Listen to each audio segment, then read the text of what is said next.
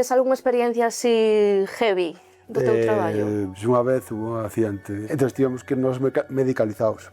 E chegamos ali e o rapaz estaba sen o pé e de pé, encima do oso. Se ele sigue traballando nas ambulancias e un día ten que vir a Pontevedra, pois seguramente que atoparémonos.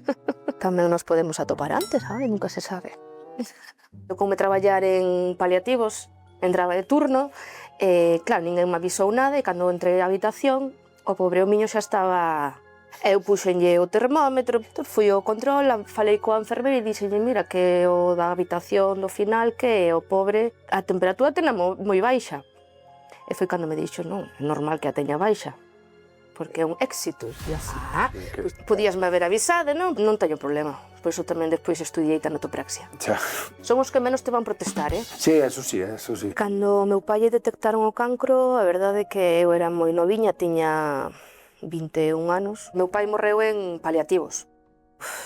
Foi un batacazo moi forte perder a meu pai. Entón, cando eu tiña que ir un día a traballar a paliativos, o que entrar por ese pasillo, esa sala, pasei no mal, e intentei non chorar, e, pois, a ver, son humana, e chorei. O problema levo pa casa.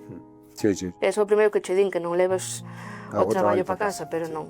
Se che gusta... Moi fácil falar desos despachos. Sí, tiñan que velos algúns. Tiña que estar eles aí antes. Sí. Nas ambulancias, depende das ambulancias que estés, veis a xente que vai a diálisis, a xente que vai rehabilitación. A rehabilitación, bueno, o do cancro e tal, que ti falaches do teu pai, eu tamén, o meu avó tamén, na familia tamén tuvo moito cancro. O meu avó morreu de cancro, a miña tía tamén morreu de cancro, hai que convivir cas enfermidades, e veñen cando menos os esperas. Sí.